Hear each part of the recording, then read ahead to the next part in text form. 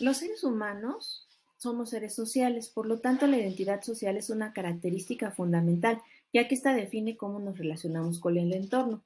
La identidad social es el resultado de la combinación de dos factores, aquello que se descubre, aquello que se elige. En consecuencia, se insertan dos componentes importantes, libertad, responsabilidad. Los seres humanos nacemos en un entorno que nos otorga ciertas características. Existen factores que se eligen con el tiempo y en conjunto se convierten en lo que define a una persona.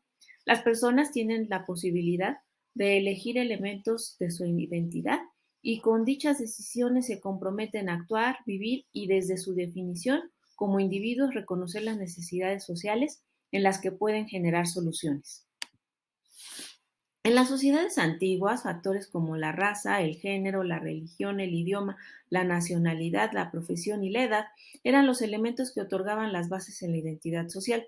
Sin embargo, en la actualidad, y debido en gran parte a la explosión del desarrollo tecnológico, las fronteras se flexibilizaron y dieron paso a la configuración de identidades globales.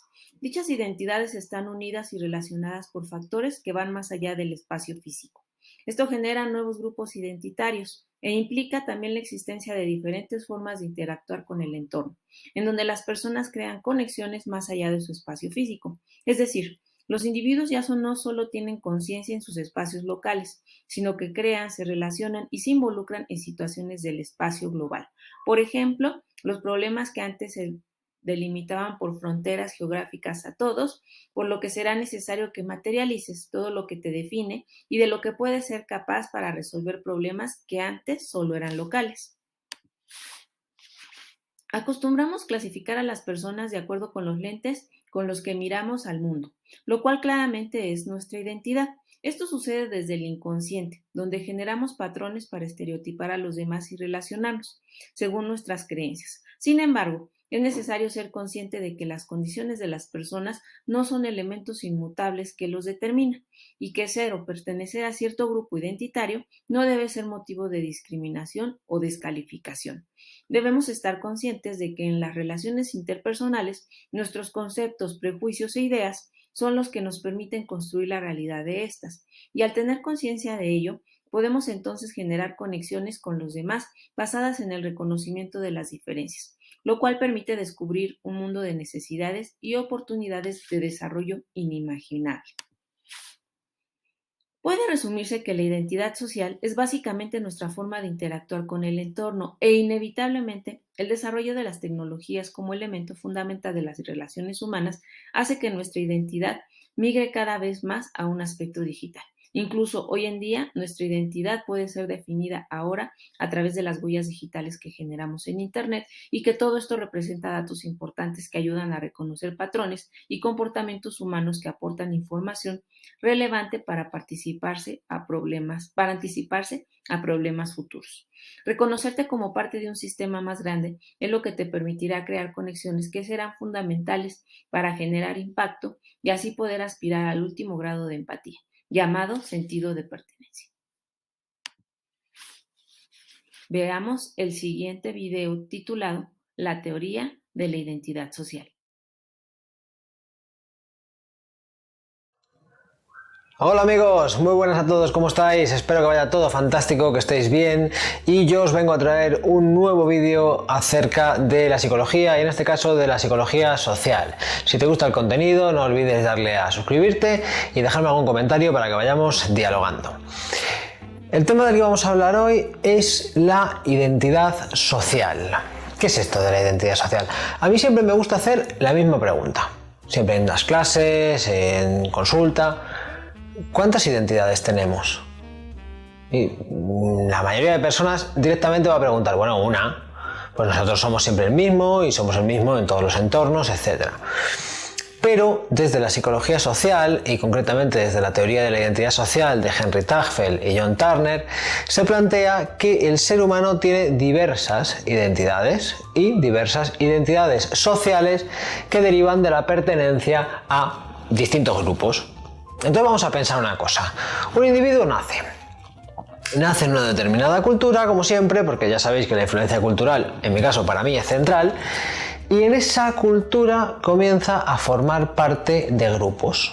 Pues por ejemplo, el grupo de la clase de primero A o el grupo de las personas que tienen un coche azul, no sé, por simplificar, que cada uno vaya pensando los grupos que pueden ser posibles o a los que pertenece. Por ejemplo, hay experimentos como el de la cárcel de Stanford, de Philip Zimbardo, en el cual se ponía a la gente categorizada en grupos de policías y reclusos. Por ejemplo, en la película La Ola, que está bastante chula, si no la habéis visto, echarle un ojo, vamos a ver el surgimiento de determinados grupos en función de pues, un líder o en función de unos ideales, etc. En resumidas cuentas, pertenecemos a grupos y esos grupos tienen para nosotros una validez, tanto emocional, como cognitiva, incluso tiene una valoración de decir este grupo es mejor que el otro, los jugadores del Real Madrid son mejores que los del Atleti son mejores que los del Barça, yo qué sé, tiene diferentes significados para la persona. Entonces, pertenecer a un grupo o a otro puede ser más deseable, puede tener como más beneficios, puede ser más atractivo para un sujeto. El sujeto siempre se va a identificar con algún grupo, siempre. ¿Qué ocurre? Que en la medida que nos identificamos con el grupo, vamos actuando más en conformidad a ese grupo que con nosotros mismos. Y hombre, si nos identificamos con un grupo deseable, fantástico, porque vamos a actuar con una congruencia mayor, vamos a estar más motivados, etc. Pero ¿qué ocurre cuando nos identificamos, por ejemplo, con un grupo desfavorecido? En ese caso vamos a ir asumiendo pues, las características de ese grupo, los estereotipos, etc.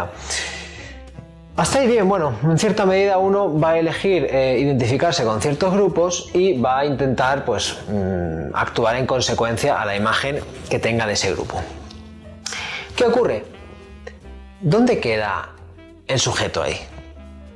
Porque tenemos varias identificaciones. Uno puede ser profesor, amigo, pareja, yo qué sé, una persona que a lo mejor en este momento está actuando como transeúnte por la calle, como médico, como abogado, como conductor. O sea, tenemos como varias parcelas de identidad. ¿Qué ocurre cuando un sujeto se identifica demasiado con esa identidad social? Que se va perdiendo. Entonces es muy interesante porque hay personas que al identificarse con ese grupo, al identificarse con esa imagen, empiezan a dejar de lado, por así decirlo, su esencia, su sí mismo, su self. Empiezan a perderse y empiezan a desempeñar un papel. Y ese papel va como fagocitando poquito a poco lo que es la espontaneidad, la creatividad o la autenticidad del sujeto. Por lo tanto, fijaos una cosa y fijaos qué interesante, porque a medida que crecemos, los grupos también tienen, por así decirlo, asociados ciertas formas de comportamiento o ciertos roles. Y uno puede llegar a decir, pero ¿cómo me puedo comportar así si, por ejemplo, soy médico? O por ejemplo, con los estudiantes de psicología o con los profes.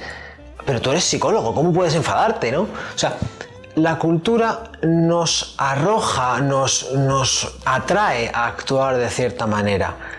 Y el individuo puede asumir esa identidad. Y si la asume en su totalidad, va a verse completamente guiado por las pautas sociales. La película de Soul, si no la habéis visto, es un pequeño spoiler, pero vamos, no revela nada del argumento. Hay un tipo que está en la oficina así, de repente como que le baja la inspiración y dice, ¿qué he estado haciendo toda mi vida? Y se pone como a tirarlo todo, a romperlo todo, ¿no? Como una llamada de auxilio al sujeto. En la película Ikiru, Vivir, de Akira Kurosawa, tenéis un tipo igual, un tipo totalmente fagocitado por su puesto de trabajo, en este caso su identidad como, no sé qué era desde luego era una persona que trabajaba en una oficina con muchos papeles, como muy burocrático. Entonces, vamos a pensar, ¿no? ¿A qué grupos pertenecemos? ¿Con qué nos identificamos? ¿De qué partes de nosotros mismos huimos también a la hora de reflejarnos en una identidad? Y vamos a rescatarnos. Porque gran parte de la pertenencia a nuestros grupos, por ejemplo los padres, o los hijos, o el concepto de hijo, es inconsciente. Entonces no nos damos cuenta que estamos moviéndonos desde ahí y estamos muy sujetos a las expectativas culturales que tenemos de nosotros mismos. Entonces, la identidad social está bien, pero que no nos domine demasiado. Que la podamos controlar, que la podamos manejar, que podamos activar esa identidad en un momento dado y luego desconectar al salir e irnos a casa. Por ejemplo, hay un tema que planteaban esto de llevarte el trabajo a casa, ¿no? De decir, bueno, salgo de trabajo y sigo trabajando en casa o no soy capaz de desconectar. Estamos dando demasiada entrada a esa identidad social. Estamos dando demasiada entrada a esa faceta de nuestra personalidad y por ende nos podemos sentir agobiados, apretados, con cierta ansiedad, etcétera. Entonces, me parecía importante lanzar esta reflexión.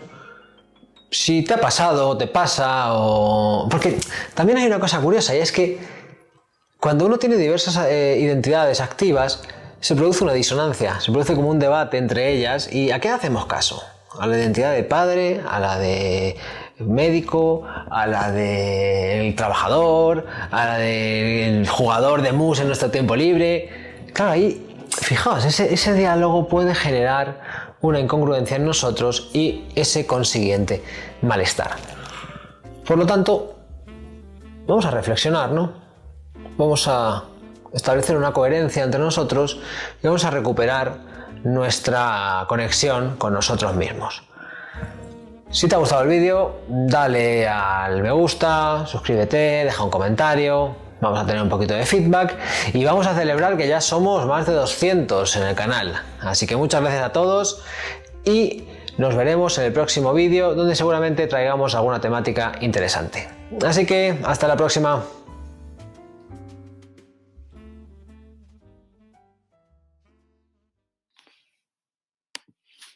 Sentido de pertenencia. Para poder generar acciones que transformen su entorno, las personas deben sentirse parte de un grupo identitario.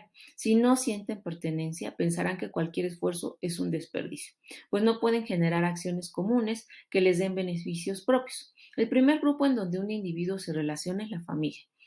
Es desde esa convivencia que los individuos personalizan su experiencia social. El sentido de pertenencia de una persona dentro de un grupo sucede en dos dimensiones diferentes. Adscripción y por conciencia. La adscripción se da por el simple hecho de pertenecer a ese grupo, porque el individuo nació o decidió de manera clara pertenecer a ese grupo. La adscripción por conciencia conlleva un proceso más complejo, en el que el individuo tiene la convicción de pertenecer a ese grupo y es capaz de contribuir con este. Para llegar al nivel de adscripción por conciencia, el individuo debe conocer a profundidad al grupo, rebasar esa primera clasificación de estereotipos y entrar a un nivel más profundo. En el día a día, el sentido de pertenencia se hace evidente cuando nos sentimos identificados y pertenecemos a grupos políticos, organizaciones civiles, organizaciones religiosas, deportivas y tenemos una participación activa que nos permite contribuir, reforzando con ello nuestro sentido de pertenencia. Nuestra necesidad de pertenecer a ciertos grupos nos lleva a moldear nuestra identidad social e incluso la personal. Por ejemplo, en el aspecto laboral, generamos el sentido de pertenencia cuando nuestros valores tienen afinidades con los valores de la empresa y sentimos que con nuestro trabajo realizamos aportaciones que nos orientan o dirigen al logro de la visión de esta. Observa las siguientes imágenes y piensa, ¿cuál de estos trabajos te gustaría desempeñar? A simple vista, algunas de ellas te parecerán más atractivas, pues los elementos que existen en cada una activan en ti un sentimiento de pertenencia o de rechazo. Sin embargo, necesitarás saber más acerca de lo que las imágenes representan y reconocer si es afín a tu identidad personal. Lo mismo pasa cuando se trata de otras personas. Debemos estar abiertos a conocer más sobre aquello de lo que tenemos información general y que nos puede llevar a emitir un juicio o a tomar una decisión basados únicamente en estereotipos. Veamos el siguiente video titulado ¿Qué es el sentido de pertenencia?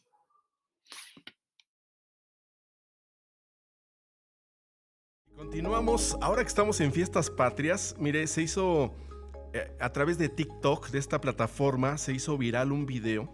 Se difundió un video sobre el grito en una escuela primaria donde se observa a un niño pues decir la arenga del tradicional grito de independencia. Pero en este video pues se escucha que el niño dice: ¡Viva Allende! ¡Viva Morelos! ¡Viva su jefa! A lo cual el maestro de la ceremonia lo corrige inmediatamente y le dice: ¡Viva Josefa!, refiriéndose a Josefa Ortiz de Domínguez. A lo cual el niño alcanza a responder: perdón. Bueno, continúa la ceremonia y luego el mismo niño le pregunta al maestro con el micrófono abierto, por eso todos escucharon: ¿y ahora qué digo? Y el maestro le responde: di Viva México 3 veces. A lo cual el niño continúa la arenga de independencia y dice al micrófono: Viva México 3 veces. El maestro lo vuelve a corregir y le dice: no, di Viva México, Viva México, Viva México. Lo cual después ya hizo correctamente el menor. ¿Por qué le comento esto? Porque mire, tradiciones como las que hemos vivido en estos días patrios, la fiesta de independencia, dar el grito en la casa con amigos, que esté toda la familia, que estén los pequeñines, por supuesto que tiene que ver con el sentido de pertenencia a un grupo social. En este caso, de pertenencia de los más pequeños a formar parte de esta nación, de los mexicanos, pero también hay actos que tienen que dar sentido de pertenencia a los más pequeños, como puede ser el irle a un equipo de fútbol, ¿no? El pertenecer a un club de algo, a una congregación religiosa. Y esto es muy importante porque es lo que le da identidad a los más pequeños cuando se sienten involucrados, pertenecientes a un grupo. Vamos a hablar sobre este tema de la pertenencia a un grupo social con Nayeli Vázquez en esta sección de Mente Sana. Nayeli, ¿qué tal? Buenas tardes. ¿Qué tal, Héctor? Es un gusto saludarte. Muchas gracias. Saludos a ti y al auditorio. ¿Por qué es importante que desde pequeñines sientan que pertenecen a un grupo social, además, por supuesto, de la familia? ¿Hasta dónde es importante este sentido de la pertenencia a un grupo? Dentro del desarrollo infantil, cuando nosotros empezamos a entender que podemos tener más núcleos sociales, no solo nuestra familia, también se empieza a desarrollar o a fortalecer nuestra personalidad. Estas características muy propias de cada persona se van desarrollando y se van afianzando dentro de los diferentes grupos sociales a los que pertenecemos. Entonces, si teníamos ciertas características dentro de nuestro núcleo social, también las vamos a tener cuando empezamos a pertenecer a otros grupos. Entonces se fortalecen y además se desarrollan nuevas. Entonces, si yo en casa tenía la característica quizás de, por ejemplo, hablar mucho, cuando yo llego a un grupo social nuevo, voy refinando todas esas cosas o las voy fortaleciendo. Entonces, el bagaje de personalidad se va haciendo más amplio mientras más grupos sociales tenemos. Tiene que ver con la personalidad, eso es muy importante, pero ¿qué ocurre cuando un menor no se siente integrado a un grupo social? Digamos que está al margen de tradiciones familiares, cívicas. ¿Qué ocurre con este pequeño que no es integrado a un grupo, a un colectivo? Cuando tenemos un pequeño que lo aislamos, que no le permitimos pertenecer al grupo y que lo vamos relegando, empezamos a tener problemas en el desarrollo, tanto del niño como de su desarrollo social. También se les impide terminar procesos. Por ejemplo, cuando hay algún fallecimiento y lo relegamos de ese proceso porque son muy pequeñitos, no les permitimos vivir los procesos sociales de una manera natural. Entonces, cuando nosotros alejamos al niño de las cosas que son importantes, incluso como tradiciones dentro de la propia familia, se va sintiendo un ser aislado. Entonces, su personalidad, como hablábamos hace ratito, el desarrollo de la personalidad se va viendo mermada, porque entonces aquello que yo soy no es suficiente o pienso que no es suficiente para estar dentro del grupo social en el que me encuentro. Que además ahora hay un nuevo elemento para pertenecer a una comunidad, a un grupo social, que son los teléfonos, ¿no? Los muchachitos, los adolescentes, los jóvenes, todo su involucramiento social fundamentalmente es a través de redes sociales y del teléfono. Por eso la necesidad de que muchos decimos, bueno, ¿por qué estás tantas horas en el celular? porque ahora es como se integran de esta forma a través de estos aparatos, dispositivos, para pertenecer a un grupo, ¿no? A quienes, digamos, no usábamos antes el celular, nos suena extraño, pero ahora ocurre así, Nayeli. Así es, porque ellos empiezan a encontrar un grupo de personas con el que se sienten integrados, que tienen los mismos intereses que ellos, que pueden entender sus intereses, sus inquietudes, que incluso les gustan las mismas cosas y les es mucho más fácil, porque además, como nuestros pequeñitos crecieron dentro de este concepto pandemia, entonces para ellos también es más sencillo relacionarse dentro de las redes sociales y dentro de los ambientes virtuales. Entonces, a nosotros nos parece raro y nosotros sentimos que somos relegados o que no quieren pertenecer a nuestro grupo social que es presencial, pero en realidad lo que está sucediendo es que ellos están desarrollando otro grupo social.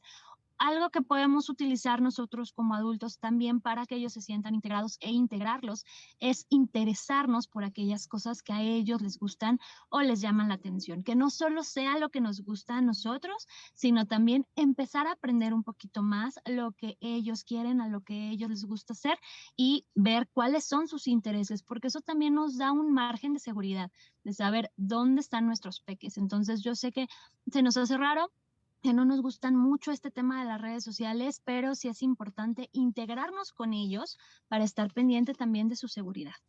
Claro, pero ¿qué pasa cuando un niño es rechazado de un grupo social? Por ejemplo, a un niño que sus compañeritos en la escuela no quieren jugar con él por X o Z razón y que no puede integrarse. ¿Cómo resolver esto?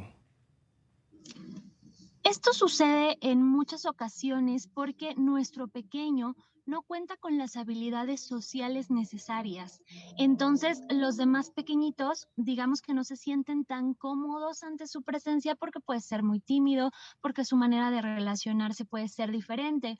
Entonces, enseñar habilidades sociales a nuestros pequeños es fundamental. Si nosotros no sabemos cómo enseñárselos, podemos acercarlos a terapia para que les ayuden al desarrollo de sus habilidades sociales, a cómo acercarse a pequeñitos y pequeñitas. También es muy posible que se sientan inseguros porque en su propio núcleo familiar no son integrados. Entonces, el cambio dentro de la integración del núcleo social, el aprender a integrarlos, les va a ayudar a sentirse mucho más seguros para lograr desarrollarse dentro del núcleo social de sus pares, que son sus compañeritos, sus amiguitos, personas de la misma edad.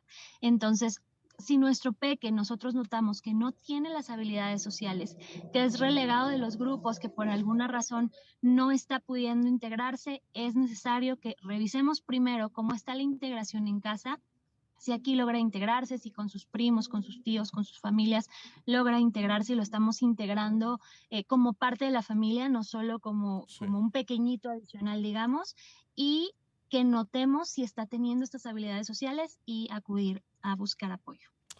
Perfecto, pues muy ilustrativo lo que nos comentas. Nayeli Vázquez, si quieres darnos tus redes sociales. Claro que sí, con todo gusto me pueden encontrar en Twitter, Instagram y Facebook como psicóloga Naye con doble L, o pueden entrar a la página www.psicodescubrir.com donde pueden encontrar todos nuestros contactos. Perfecto, Nayeli Vázquez, muchas gracias. Nos escuchamos. Buenas tardes. Saludos, Héctor. Gracias.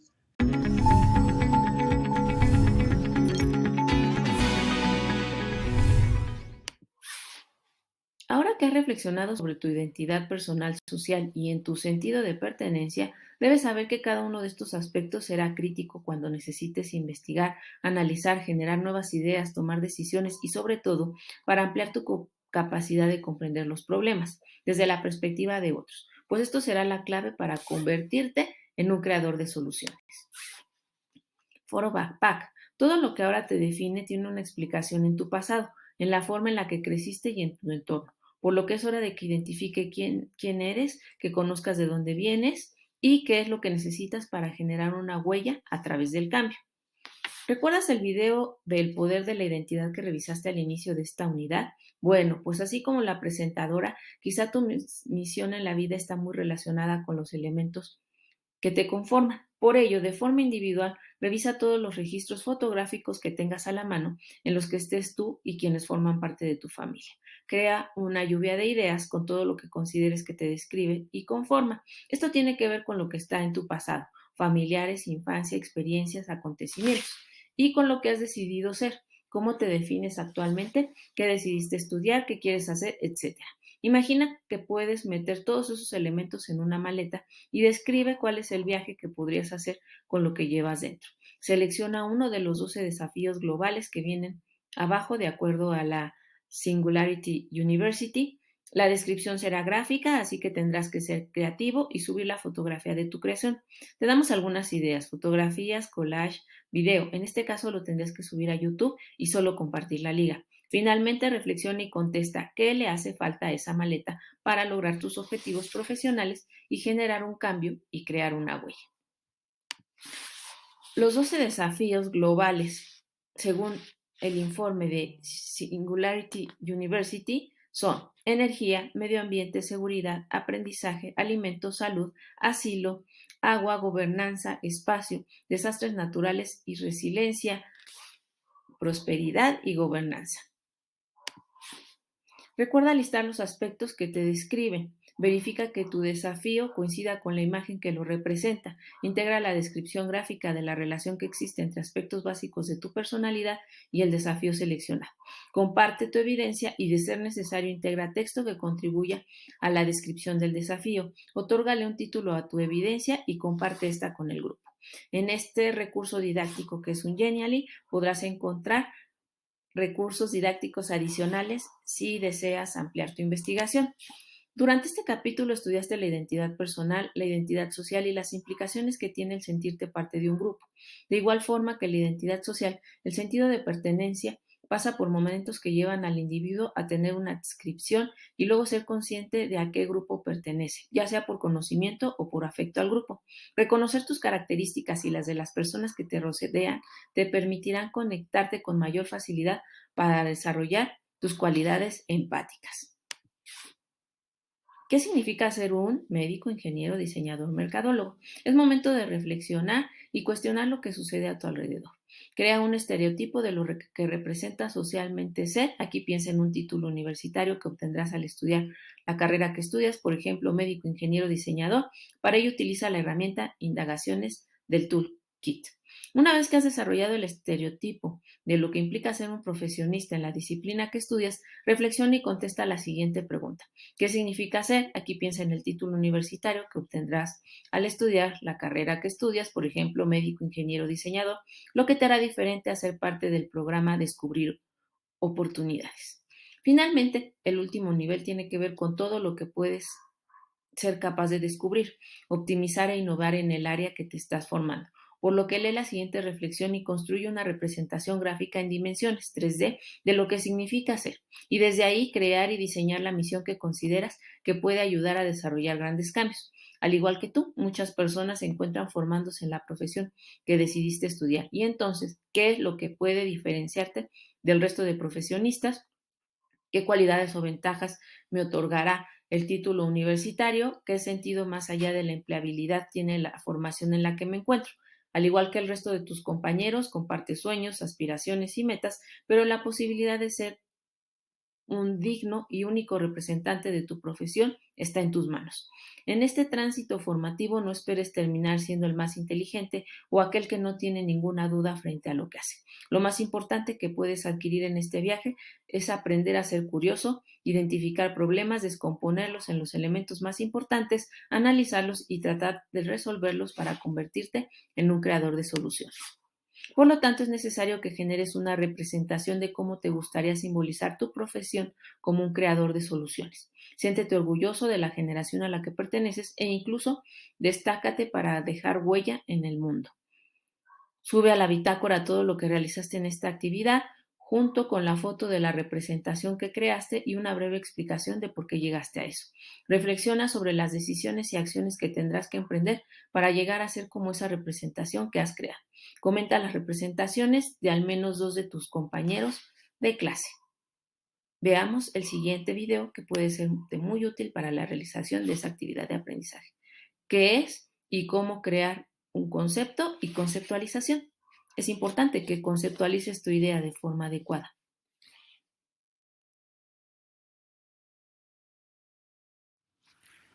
Hola a todos, Jorge Huertas nuevamente con ustedes. Hoy voy a explicarles qué es un concepto y cómo elaborarlo. Bueno, el concepto es una representación fundamental de pensamiento. Tiene las siguientes características. Son las unidades más básicas de toda forma de conocimiento humano.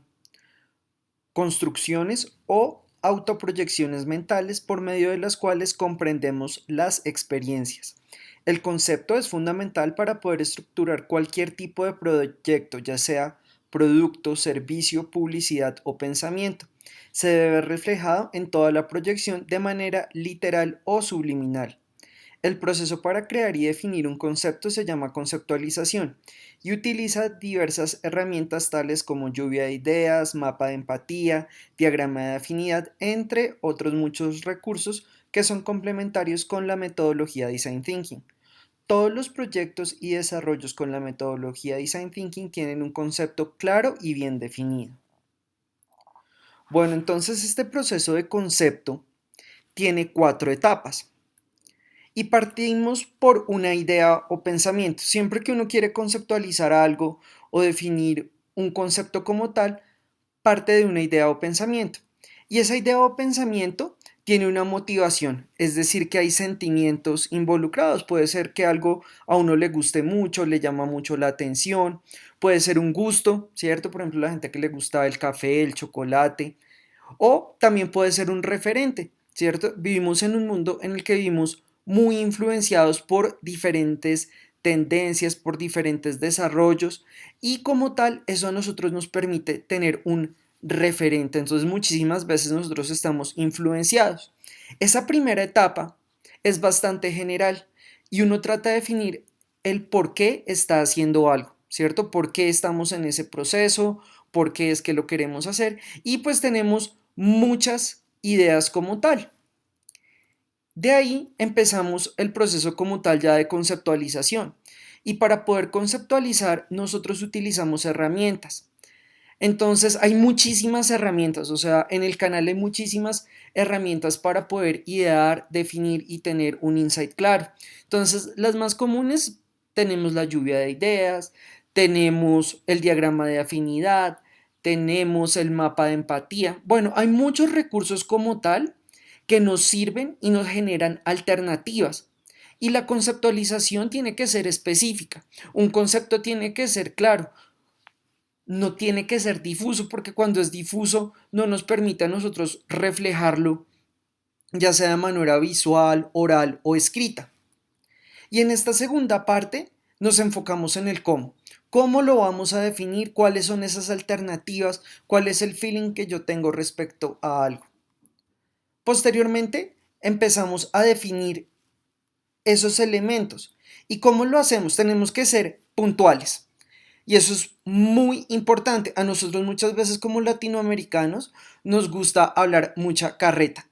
Y parecemos cantinflas. Decimos muchas cosas, pero realmente no estamos diciendo nada. Un buen concepto tiene la particularidad que está bien definido, que es puntual, que no es difuso, que es específico.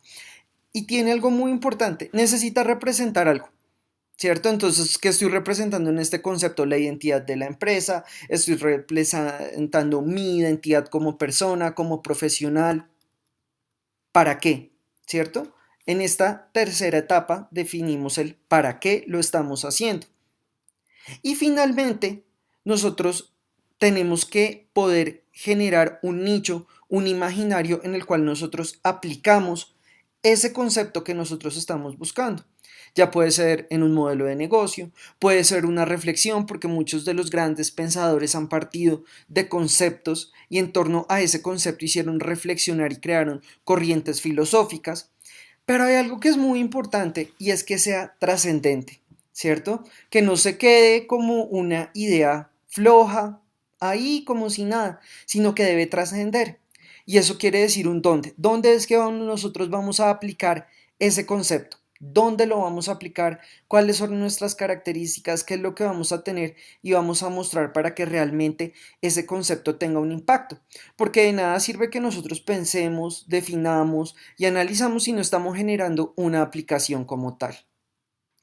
Como conclusión, podemos decir que al terminar el proceso de conceptualización se debe haber definido de manera clara y como tal un escenario en el cual lo podríamos aplicar. Un buen concepto puede trascender desde un modelo de negocio a doctrina filosófica, a campaña publicitaria, a canción o donde se quiera aplicar. El límite es la imaginación. Y eso es algo muy importante. Hay muchos conceptos que se han utilizado de manera transversal en muchísimos campos. Cuando está bien definido, cuando es claro, cuando es específico, cuando nos permite a nosotros entender y saber por qué estamos haciendo lo que estamos haciendo. Entonces, el buen concepto es transversal y lo podemos utilizar en muchísimos escenarios. Finalmente, podemos decir que un desarrollo en cualquier campo sin un concepto sólido está sentenciado a no trascender y ser olvidado rápidamente. Si yo quiero que el concepto, que la identidad que yo estoy trabajando trascienda, tengo que definirlo bien, tengo que ser específico, tengo que mostrar una personalidad y unas características muy claras dentro del concepto que yo estoy elaborando y estoy trabajando. Uno muchísimas veces ve desarrollos visuales, llámese publicitarios o auditivos, que pasan sin pena ni gloria. Eso ocurre cuando puede que yo tenga las herramientas técnicas, pero no tengo un concepto claro que quiero reflejar. Entonces, si nosotros realmente queremos que lo que nosotros estamos haciendo trascienda y se quede en la retentiva de las personas, que lo haga repetir, que lo haga quedarse con ello, aquí es donde nosotros tenemos que pensar y tenemos que idear dentro de nuestro desarrollo creativo. Muchísimas gracias a todos, espero que este video haya sido de gran ayuda para todos ustedes. Suscríbanse a nuestro canal Design Thinking 24/7, síganos en redes sociales, Facebook, Twitter, Instagram. Aquí todos los días tenemos información especial para todos nuestros suscriptores, entonces síganos en nuestras redes, aquí los esperamos. Muchísimas gracias a todos ustedes, somos el canal número 1 de Design Thinking en todo YouTube. Recuerden, los días lunes tenemos siempre un nuevo video en español, perdón, y los días jueves un nuevo video en inglés. Muchísimas gracias y hasta la próxima. Ahora leamos la siguiente nota. Dale clic a tu recurso didáctico y podrás tener acceso a ella. La identidad que construyes a partir de tu trayecto profesional va más allá del escritorio y requiere de valor para transformar tus propias condiciones actuales. Las reflexiones sobre la construcción de identidad personal y social son fundamentales para la identificación de problemas de impacto, ya que a partir del reconocimiento de sus propias características y condiciones seremos capaces de regresar la mirada al mundo y de observarlo con otra perspectiva, que más adelante nos permitirá identificar problemas de impacto. Sin este previo reconocimiento, es posible que se caiga en el error de mirar desde fuera las condiciones de nuestro entorno y que no se trabaje en el diseño de soluciones para problemas que no solo nos interesan y apasionan a nosotros, sino que además son determinantes en las condiciones sociales en las que se desarrolla y que verdaderamente representan un problema para un grupo de personas.